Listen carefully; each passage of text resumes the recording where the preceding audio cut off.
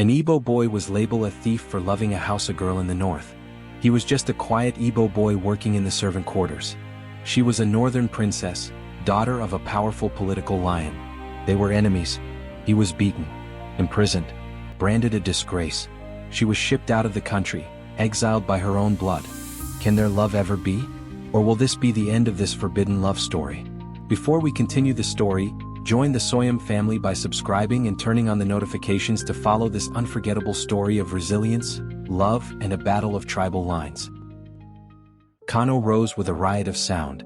The air in the motor terminal pulsed with the early chaos of a northern city coming alive.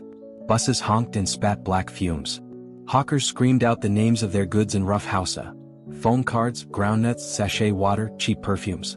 Conductors barked destinations in hoarse voices, slapping the metal sides of their vehicles to hurry passengers along. The scent of roasted suya mingled with diesel and dust, sharp and intoxicating. Morning sunlight broke over the rust-colored rooftops in slow, heavy strokes, casting long shadows across the cracked concrete and tattered tarpaulins of the sprawling terminal. From the belly of a long-distance night bus emerged a young man, tall, dark, and lean, dragging a tattered bag with one hand and hope with the other. His name was Emeka Okoye, 24 years old, a graduate in computer science with honors from Nsukka. Degrees, yes, but no job, no connections, no family here. Only a fire in his chest and a plan stitched from raw determination. He paused at the edge of the terminal and looked around, adjusting his faded backpack. His eyes were sharp, not the sharpness of aggression but of hunger. Curiosity, defiance, and purpose lived in his gaze. "Enugu is behind me," he murmured under his breath. "Everything else ahead. If the door won't open, I'll break a window." That first day in Kano was a blur. Dust in his throat, sweat down his back. Hours spent navigating the crowded streets, handing out his CV, speaking to people who didn't care to remember his name.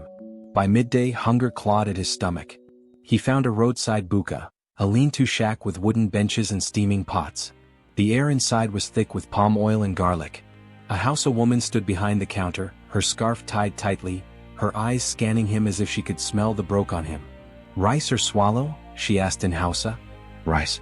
Small portion," he replied with polite deference. She scooped his food with mechanical speed. No extra meat, just sauce and grain. He sat alone, spoon clinking against the metal tray, eyes focused on nothing in particular. The taste barely registered. One meal a day, that was all he could manage. But it wasn't food he came here for. Every night, Emeka borrowed Wi-Fi from cafes, sent out emails, filled out forms, applied for roles he wasn't qualified for, and many he was overqualified for. Each rejection only thickened his resolve. Then came the call. A gruff voice, a curt invitation. The next morning he found himself at the gate of a massive estate, high walls topped with coils of barbed wire. Inside, the world looked different. Sculpted hedges, shining SUVs, peacocks roaming the garden like bored royalty. The heavy gate creaked open and a staff member, eyes hard from years of service, waved him in. "You, the ICT applicant, come." It wasn't much. A junior IT role. Low level. No benefits. But it was a foot in the door, and that was all Emeka had ever needed. The estate belonged to Alhaji Ibrahim Musa, a political lion of the north, feared and revered. The man had built empires from oil, politics, and ruthless strategy. His name alone could open doors, or close them forever. In a dusty corner office lined with aging computers and neglected ledgers, Emeka received his orders. "Clean the records. Update the servers. Organize the crypto files," said his supervisor. "And don't speak to the family unless spoken to." "Yes, sir," Emeka replied. That was the beginning of his silent campaign.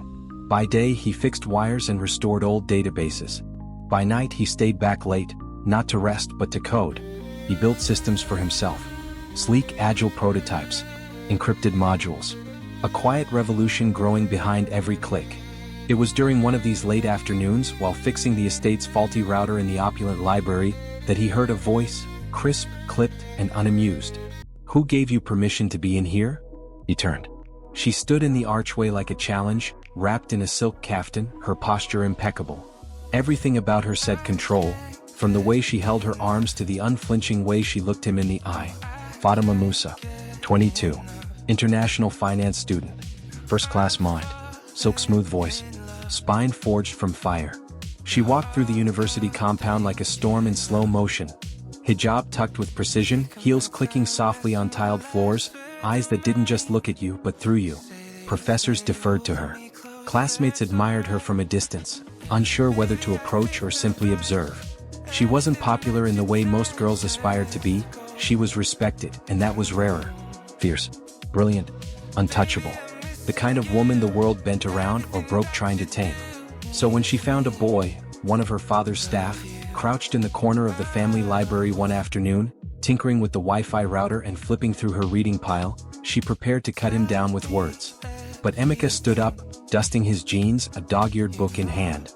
He didn't stammer, didn't retreat. "I was fixing the router," he said, lifting the book slightly. One of these started falling. I caught it. Read a few lines. Fatima arched a brow, arms crossed. "Audu's paper on post-oil economics?" she asked, with a smirk dancing on her lips. "Most people here can't even pronounce his name." He grinned. "Maybe most people don't see what comes after oil. Or what's already failing." She should have dismissed him, told him to put the book down and get out. But instead, she asked questions. Real ones. "You think crypto can fix this country?" "Not overnight," he replied, bold, unwavering. "But it's incorruptible. Decentralized. It gives power back to people. It doesn't care where you're from, only what you build." Their words collided. Theories flew. They debated inflation, identity, the illusion of democracy. He quoted white papers. She countered with IMF policy. It was a duel, but one laced with heat, not hostility. 1 hour stretched into 2, and when she finally stood to leave, there was no victory declared. Just something charged between them. Unspoken. From that day, silence became their secret language. They passed each other in the long hallways of the Musa estate, where power moved like perfume, heavy and invisible. A glance here, a pause there. Books left for the other with pages folded at arguments worth revisiting. Scribbled notes in margins. This is flawed logic. But still true. They weren't lovers. Not yet. But something was forming beneath the surface. Something neither of them dared to name. Behind half-closed doors, they debated systems and survival. Over mugs of strong tea, they argued about savings cultures and sovereign debt. She challenged his idealism. He questioned her privilege. He envied her freedom, her education, her certainty, her access. She envied his fire, his refusal to bow, his grit, his daring to dream without permission. Both saw the walls around them and between them closing in. One night, behind the kitchen, the scent of grilled suya lingered in the air, distant laughter and Afrobeats pulsed from a birthday party spilling over on the veranda. The compound lights glowed soft gold against the hedges. Fatima leaned against the stone wall, arms folded, her eyes shadowed with thought. Emeka stood beside her, quiet. "You're not like your father," he said finally, voice low and careful, like something fragile might break. She turned slowly to him. "And you're not like his employees," she whispered. "That's dangerous, for both of us." But she didn't step away, and neither did he. That was the beginning of something, not romance, not quite, but a connection written in the language of rebellion. They kept meeting, in the library, in the garden, on shaded balconies where no one looked. Books passed between them became more than texts. They were letters, arguments, and invitations. She shared poetry from Sudanese feminists. He gave her Chinua Achebe, underlined with fury. They laughed, once, behind the hedge near the fountain, not at something funny but from the pressure of what they couldn't say aloud.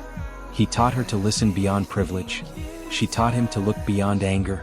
And all the while, the world they belonged to, hers of legacy, his of labor, waited, watching, but neither cared, because in stolen time and fractured spaces they were free, if only for a moment. In the forgotten server room of the Musa estate, beneath flickering fluorescent tubes and tangled cables coated thick with years of dust, Emeka's fingers traced the back of an old hard drive, cold, heavy, and nearly buried under unused routers and outdated switches. It had the look of something time forgot, tucked away like a secret no one wanted to face. Curious, he connected it to his laptop. The screen blinked, hummed, and then revealed a dormant crypto wallet. 3 Bitcoin from 2019, untouched, forgotten. It wasn't theft, not by any definition. The family didn't even remember it existed. A ghost of an investment made during Nigeria's brief crypto craze, buried beneath layers of neglect and denial. But to Emeka it was fuel, the spark of possibility. 3 Bitcoin, it was enough to build, enough to start. That night, The house was quiet but for the soft tapping of keys and the occasional creak of settling walls. Emeka sat beneath the golden glow of the library's antique lamp, eyes fixed on the code cascading down his screen. Beside him, Fatima watched, her hands curled around a warm cup of tea. The distance between them was smaller than before but filled with the weight of unspoken questions. Do you think people like us can really be together? Her voice was barely above a whisper, vulnerable, tentative. Emeka paused, fingers hovering over the keyboard. Only if we refuse to see the world through their lines, he answered. Her eyes searched his face, fierce, determined but soft. Still the world watched. The estate's security cameras blinked silently in shadowed corners. Guards whispered in hallways, always alert to anomalies. Then came the message. One evening, Fatima's phone buzzed softly. She glanced down and gasped.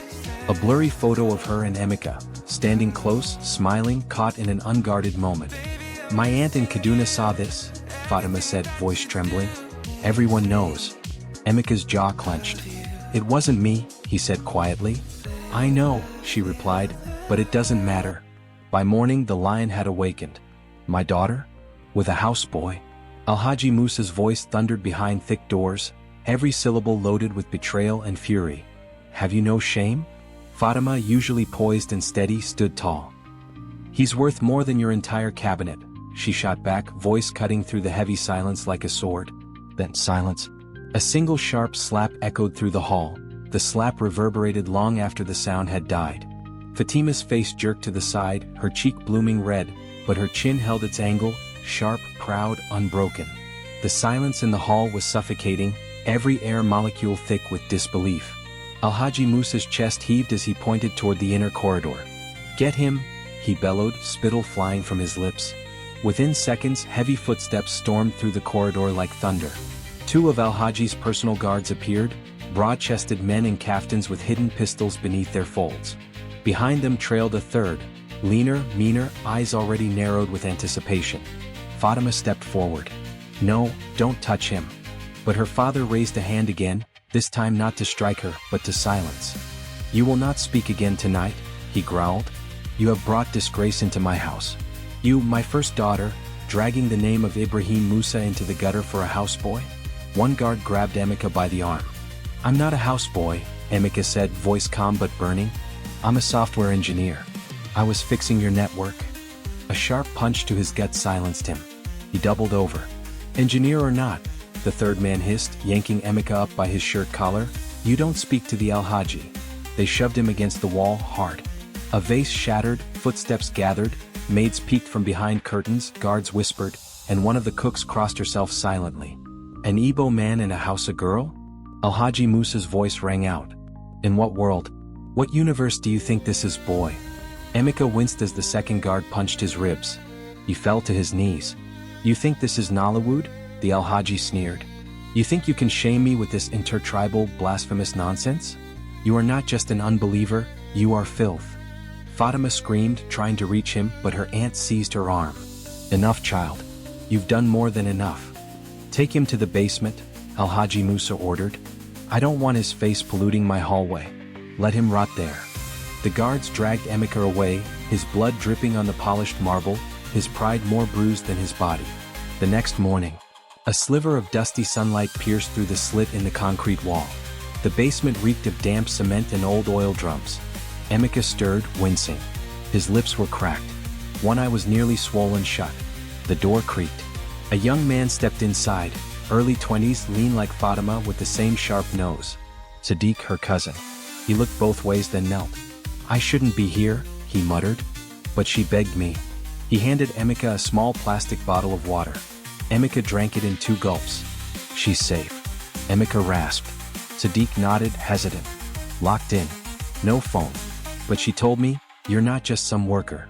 He reached into his pocket and handed Emeka a small, outdated phone. Don't call her. Don't call anyone. Just hold on. Before Emeka could speak, Sadiq was gone. The door clicked shut again. 3 days later. The body heals slowly. Pride slower. But the mind? The mind plants.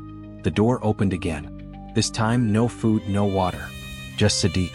Tonight, he said. There's a power outage window. Only a few minutes. Come. Emeka's legs shook as he stood, every step a whisper of pain. Sadiq led him through an old storage tunnel, dusty and used, out through a broken vent near the servants' garage. Night cloaked them like an accomplice. "Go straight to the taxi park at Jijinyu Junction," Sadiq whispered. "Don't look back." "Why are you helping me?" Sadiq hesitated. "Because love that risks everything deserves a fighting chance." Then he was gone. Emeka stumbled into the Kano night, battered, breathless, but free. Kano late evening. The city buzzed around him, hawkers shouting, motorcycles buzzing past, prayer calls echoing faintly through minaret speakers. Emeka kept his head down, hoodie drawn over his bruised face, eyes darting from shadow to shadow. The pain in his ribs pulsed with every step. He had only one goal now: get his things and get out of Kano. Forever.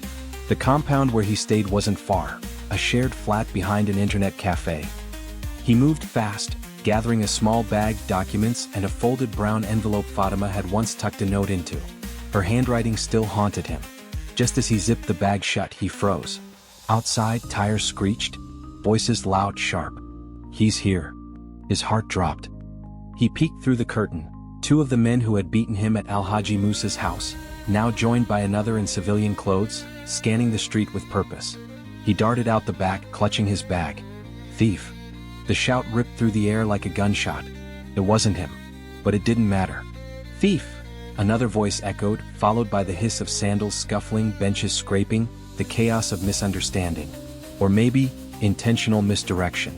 Before he could explain, a stone grazed his shoulder. Another man lunged. A crowd was forming. And in Nigeria, a mob was no judge, only jury and executioner. Emeka covered his head as blows rained. Someone grabbed a stick. Another aimed a kick. He gasped, blood already on his lips again, and then, "Enough!" a voice thundered. The crowd paused.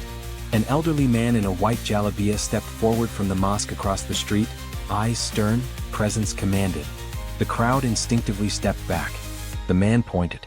"Take him. Now." Two younger men helped Emeka up.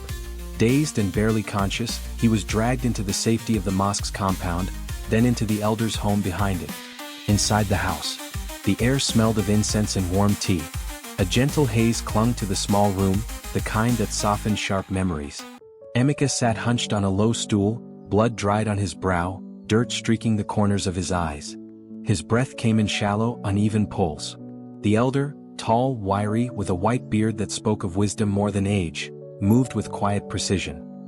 He dabbed a clean cloth in a basin of warm water, gently wiping Emeka's face with a tenderness that made something in Emeka's chest unravel. "Do not speak," the elder said, his voice calm as still water. He pressed the damp cloth into Emeka's palm. "Rest first. Then we talk. No judgment. No questions. Just kindness. Rare, raw, unexpected." The elder called to someone outside the curtain. A young boy entered moments later with a metal tray, a chipped teapot, 2 glasses, a small saucer of sugar cubes. The tea smelled of cloves and dried mint, the kind that reminded Emeka of village evenings in Enugu, before ambition took him far from home. The elder poured the tea without a word and handed Emeka a glass. His fingers trembled slightly as he took it, warmth seeping into his palms, grounding him. He drank slowly. Every sip felt like it stitched a small part of him back together. After the tea, the elder pointed to a woven mat near the far wall. A soft, threadbare pillow lay on one end. Emeka nodded in quiet gratitude and sank into it, every muscle screaming in protest, but his spirit, momentarily stilled. He lay there, staring at the ceiling, a plain expanse marked by the slow rotation of a creaky fan. Outside, the call to prayer echoed distantly, mingling with the murmur of old radios, a baby's cry, the clink of teacups in nearby compounds. For hours he didn't move, just breathed, and listened, to the ticking of a wall clock, to voices drifting through the curtain, men laughing softly, the elder humming a tune that may have been a prayer or an old folk song. Peace had never felt this fragile. It rested on a knife's edge, delicate, temporary, but real. In that quiet room, surrounded by incense, prayer, and warmth, Emeka did something he hadn't done in days. He closed his eyes and slept. Then the knock came. 3 men in Igbadas. Expensive perfume. Fake smiles. One stepped forward. "We're from the Musa family. I am Alhaji Ibrahim Musa, his uncle. We've come to take the boy back. We were afraid for his safety." The elder narrowed his eyes. "You said you came to protect him, not punish him." "Of course," Al-Haji Ibrahim said smoothly. "We only want peace." Reluctantly, the elder allowed them to take Emeka. They led him to a black car waiting by the curb. The doors shut with a chill finality.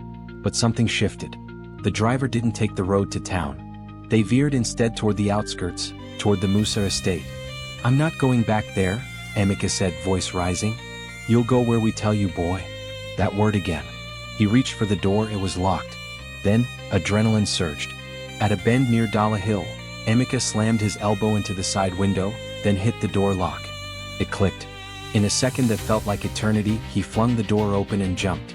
He rolled onto the dust-slicked road, skin scraping asphalt, lungs burning. Behind him, the car screeched to a halt. Voices shouted. Feet chased. He ran. Down the alley. Past burning tires. Through a narrow fence. Until, a sharp honk. A black SUV cut across the lane and braked hard. He staggered, startled. The window rolled down. "Get in." His knees buckled. It was her. Fatima. Eyes sharp, scarf tied tightly, hands steady on the wheel. There was fire in her blood. Without a word, he opened the door and fell in. She hit the accelerator like she'd been born to run from royalty. On the road. Neither of them spoke at first. The wind howled through the cracked window. Fatima's hands were tight on the wheel, her eyes flicking between the road and the rearview mirror. Emeka turned to her, lips trembling. "How?" "My cousin told me everything," she said, voice low. "I bribed one of the guards to get your location. I had to wait until they moved you." He reached for her hand. She didn't flinch. "I found a driver headed to Lagos, quiet and discreet. He owes my mother's cousin a favor." The SUV turned off the express into an old taxi park hidden behind a broken billboard. A battered Peugeot 505 sat waiting under the orange glow of a single floodlight. An old driver stood by the door, chewing cola nut, eyes tired but kind. Fatima stepped out, opened the back door. "This is where I stop," she whispered. Emeka didn't move. "You saved my life." "You gave mine meaning," she replied, voice catching. They held each other for a long, infinite second. Not a goodbye. Just a pause in history. Then he slipped into the car. The engine groaned. Fatima stepped back, tears in her eyes. The car pulled away. And for the first time in days, Emeka didn't feel hunted. He felt alive. The taillights faded into the darkness like dying stars. Fatima stood still in the silence of the taxi park, her scarf loose around her shoulders, heart thudding like a drum inside her chest. Her hands trembled, not from fear but from the weight of what she'd just done. He was safe. For now. But safety, she knew, was borrowed time. Moments later, the screech of tires cut through the night like a blade. Two jeeps pulled up in a cloud of dust. The doors flung open. Alhaji Musa stepped out, his white Baban Riga immaculate as always, but his eyes, red with fury. "Where is he?" he barked. Fatima didn't flinch. Her voice was calm, almost unnervingly so. "Gone." "Gone where?" She met his gaze with a steel he hadn't expected. "I won't tell you." His face twitched. Rage, betrayal, perhaps even fear of losing control. "You're still defying me? After everything I've done for you?" "You mean after everything you've done to me?" A slap didn't come this time. Instead, he turned cold, quiet, and dangerous. "You're done here." She blinked. "What?" "I will not have a daughter who chooses a houseboy over her family. You've made your choice, now live with it." She laughed once, low and bitter. "You don't scare me anymore." "Oh, but I don't need to scare you. I just need to erase you." 2 days later, Malam Aminu Kano International Airport. Fatima's passport was waiting. Her bags were already packed. She hadn't touched them. She sat in silence as her aunt sobbed, her cousin looked away, and Alhaji Musa gave instructions on the phone in clipped, sharp tones. "Her phone stays here," he told the airport officer. "Block all access. No calls, no messages, no Wi-Fi. No social media. Nothing." Within hours, she was gone, exiled to a cousin's estate in Casablanca, her world reduced to a gilded cage. Somewhere in Lagos, a small room with a faulty fan. The fan spun lazily above Emeka's head, its metallic groan matching the weight in his chest. The heat was thick, clinging to his skin like sorrow. The room smelled of sweat, stale indomie, and the fried oil that seeped in from the buka downstairs. The bed creaked every time he shifted. His phone screen glowed in the dim light. Last seen, 2 days ago. Fatima. Still nothing. He sighed. His thumb hovered over the mic icon. Then he pressed it. "Hey, it's me. I don't know where you are." I don't even know if you're okay. But I'm safe. Thanks to you. Pause. His voice grew low raw. I found a small place here. Nothing fancy. But the bed's mine, the rent is mine, the laptop's mine, all paid for by code and sweat. Every day I wake up wishing you were next to me, reading the news and correcting my house up. He chuckled, the sound thin, almost brittle. I don't know if you'll ever hear these, but I'll keep sending them. Because you're still here. He placed a hand on his chest. Everywhere. He sent the voice note. And then another. And another. Each night, when the city lights blinked out and Lagos groaned into uneasy rest, Emeka returned to his room and whispered into that tiny microphone. Messages full of dreams, memories, questions, and sometimes just silence, filled with the faint hum of Asa or Fela playing in the background. Her favorites. They were messages in a bottle, flung into a digital ocean, with nothing but love to keep them afloat. Lagos Yaba. Lagos didn't give gifts. You had to earn every inch. Emeka earned his with code and grit. By day, he fixed broken lines for a dry cleaner's inventory system. At night, he coded for an edtech startup's backend. On Sundays, he taught HTML and CSS to teenagers using a borrowed projector in a church hall where the power cut every 30 minutes. Then he found his tribe. Not of ethnicity or origin, but of vision. Dreamers who lived on caffeine, prayer, and Wi-Fi. In a hot, cramped co-working space in Yaba, where the air buzzed with ambition and generator fumes, no one asked what village you were from. They only cared about what you were building. It was here that Chainroot was born. What started as a side project, a lightweight crypto wallet designed to help traders bypass unreliable banks, began to take shape. 20,000 wallets. No marketing, Emeka told Tochi, his co-founder, a quiet genius who once lived under the third mainland bridge and taught himself Figma on a broken techno phone. Tochi blinked. You day wine me? No. Real users. Farmers in Bainway. Riders in Onitsha. They're using it to save money, send funds. It's working. But Chainroot became more than a wallet. It became a lifeline. A bridge between people the system forgot. A tomato seller in Zaria used it to save for her son's school fees. A painter in Wari bought data with it during a fuel strike. A widow in Ilorin pooled funds with her cooperative to start a poultry farm. Investors say it's the next Flutter wave, Emeka told Tochi one night, his eyes ringed with exhaustion but lit from within. But it's not for crypto brothers. It's for us.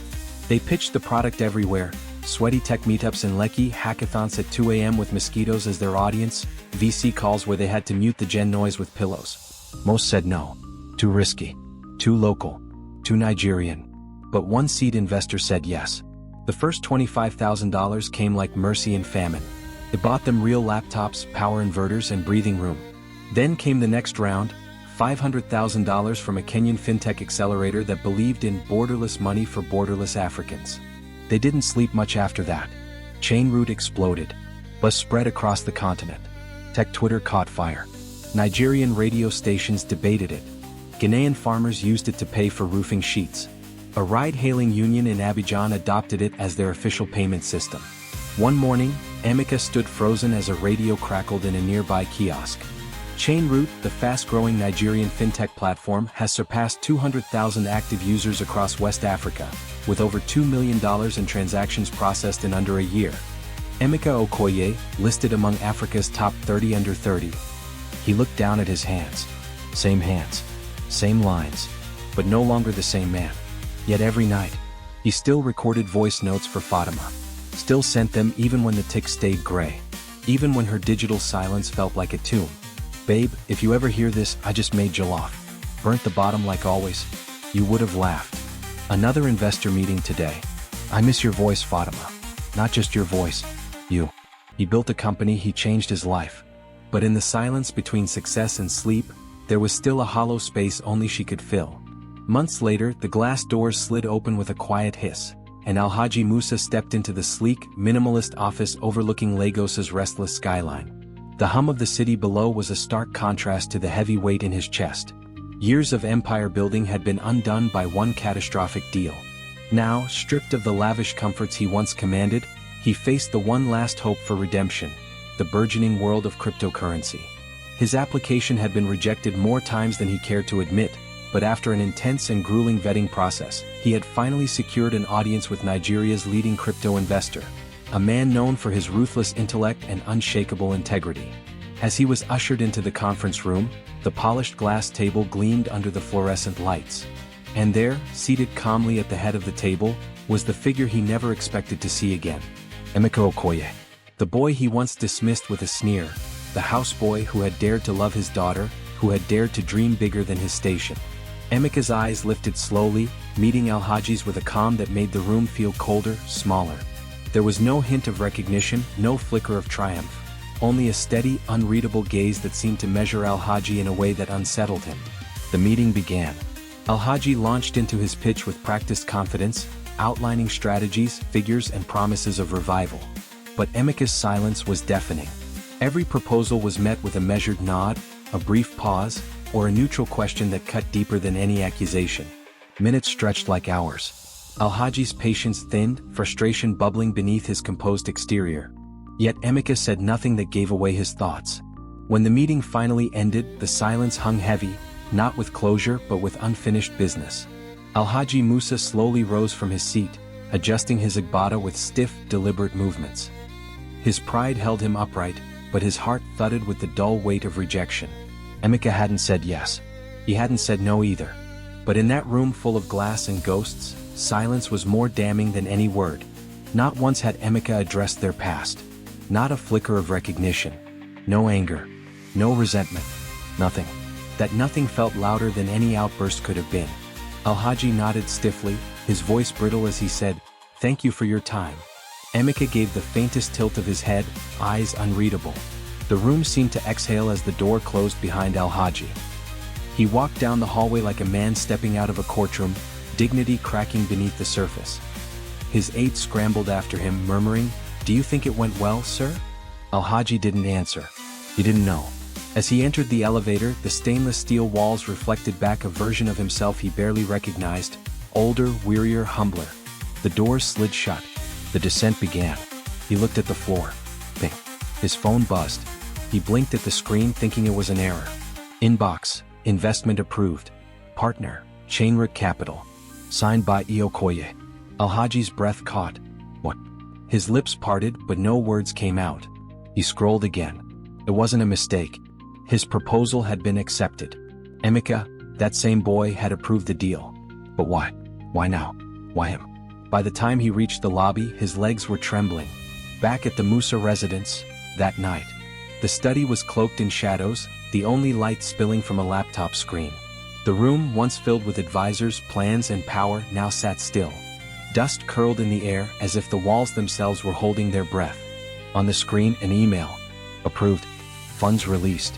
Welcome to the Chainroot family. Alhaji Musa stared at it. Unblinking. Disbelieving. His hand hovered over the trackpad, trembling ever so slightly, not from age but from the storm quietly erupting within. He leaned back in his chair, exhaling into the silence. What kind of man gives everything, he muttered, voice hoarse, to someone who once took everything from him? His own question echoed in the still room, a whisper laced with awe and suspicion. He stood slowly, the chair creaking behind him. Pacing now, arms behind his back, the way he once did before making decisions that shaped cities, shaped lives. But this wasn't politics. This was something else. Emeka Okoye. He could still see the boy in his mind, bloodied, cornered, disgraced. The look in his eyes that day. The slap, the shouts, the shame, and yet, now he sat at the head of one of Nigeria's most disruptive fintech empires, holding the keys to the future Alhaji so desperately needed to unlock. Why approve it? Was this a trap? Would his name be plastered across headlines tomorrow? Alhaji Musa, once powerful kingmaker, now dependent on the mercy of a boy he brutalized? Or worse, had Emeka planted something deeper? Clause? A technicality that would unravel him slowly, publicly? His palms grew sweaty. He reached for his prayer beads but set them down before they could offer comfort. Then came the deeper thought, the one that pierced through all the others. Or was this forgiveness? He sank slowly into the chair again, feeling the weight of something unfamiliar pressing against his chest. Humility. He whispered again, barely audible now. What kind of man? The email sat unchanged. Emeka hadn't gloated. Hadn't even acknowledged him during the meeting. Just business. Just silence. Too silent. Or maybe, perfectly silent. Alhaji rubbed his temples. He had built an empire on reading men. But for the first time he couldn't read this one. Musa residence, late afternoon. The air inside the house was thick, not with heat but history. Dust motes danced lazily in the shafts of evening sunlight filtering through the tall windows. The once glorious Musa residence stood quieter now, its edges dulled by time and turmoil. From the hallway came the soft click of heels. Fatima entered, dressed simply in a flowing neutral-colored abaya. She walked with calm purpose, the kind born not just of courage, but of knowing that truth had waited long enough. Alhaji Musa looked up from his desk, startled. His spectacles slipped slightly down his nose. For a second, his expression was unreadable. Fatima. Her name landed like a memory. Baba, she said gently. He slowly rose. No anger. No defiance. Just a silence between them too dense to cut. He gestured to a seat. She remained standing. I assume you've heard, he said, sitting heavily. They approved the investment. She nodded once. He chuckled, dry hollow. It's a strange thing, to rise so high and fall so quietly. For months I begged for a second chance. Most doors didn't even open. This one did. He leaned forward slightly, voice lowering. And the man behind that door was Emeka Okoye. He didn't look at her, but he didn't have to. The weight in the room shifted. I saw his face, Fatima. The same one I had thrown in the dirt. I thought he would humiliate me. I expected vengeance, something, anything. But he said nothing. Just looked at me like a stranger. Alhaji's voice cracked as he stared into his own hands. And then the approval came.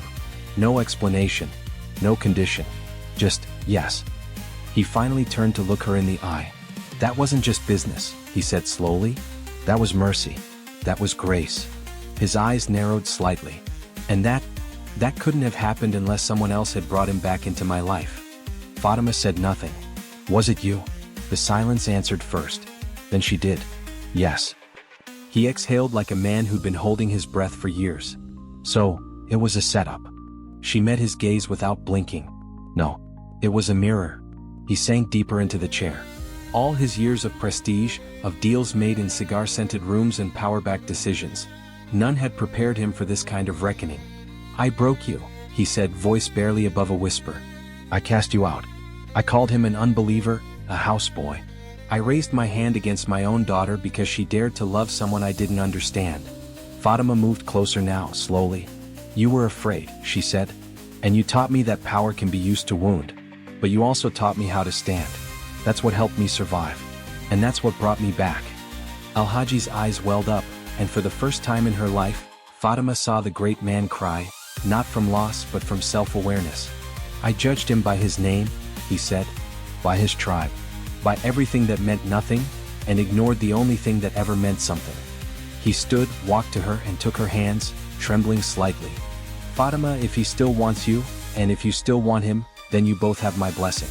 Not because I have anything left to give, but because he's already shown he's more of a man than I ever was.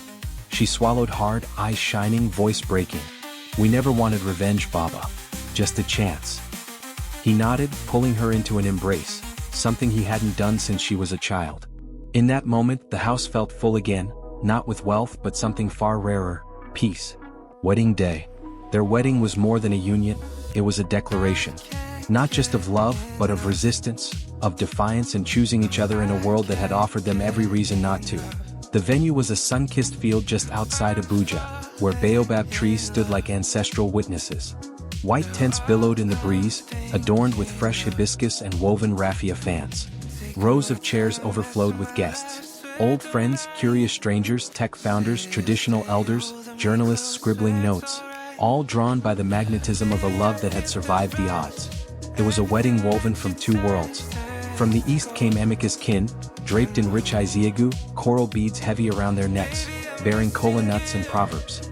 From the north came Fatima's family, regal in flowing babin riga and delicate zanas, their women wrapped in soft veils of gold and indigo. The clash of textiles, velvet and ankara, osso oak and lace, was not conflict but conversation. Harmony and contrast. Masquerades from Emeka's village emerged in a swirl of color and mystique, their movements sharp and reverent. Drummers from Zaria answered with rhythms so ancient, they seemed carved from time itself. Griots chanted histories that spanned beyond bloodlines, beyond tribes, stories of love that defied kingdoms, of unity forged through fire.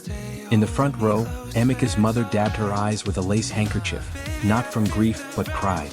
Our son, she said to those around her, is not buying love but earning it. With work. With honor. Across the aisle, Fatima's mother nodded solemnly, henna-stained hands clasped. Our daughter chose strength over silence. She chose a voice, not a shadow. When it was time for the vows, there were no scripts. No borrowed verses. Just truth. Emeka stepped forward, his voice steady but thick with emotion. Love wasn't enough, he said. We needed courage. Courage to be honest, to fail, to fight, and to choose each other again, even when it wasn't easy. Fatima looked at him, eyes gleaming beneath lashes dusted in gold. Today, she said, lifting her chin, we are bridge and builder. Between tribe and truth. Between family and future. We carry not just names, but dreams. And the crowd, stunned into stillness, erupted in a thunder of applause, cheers, and ululation. Later, at the reception, laughter rang beneath fairy lights strung from tree to tree. Plates clattered with jollof, suya, and masa. Elders gave speeches laced with both wisdom and jests. A Fulani flutist played beside an Igbo Ojin drummer. Even the air seemed softer, as though the wind itself had paused to witness something rare. As night deepened, Emeka and Fatima slipped away from the crowd, hand in hand into the garden beyond the tents. The music faded behind them. Above, stars lit up the sky, distant, steady, and quietly burning. This was not a fairy tale. There had been no fairy godmother. No perfect path. Only two hearts, bruised but open, strong but soft enough to forgive. A story of walls broken. Of families challenged and reformed. Of love, real, hard, tender, rebuilt, brick by trembling brick. And beneath those stars, in the land that had shaped them, they whispered there forever. Not with promises but with presence and peace.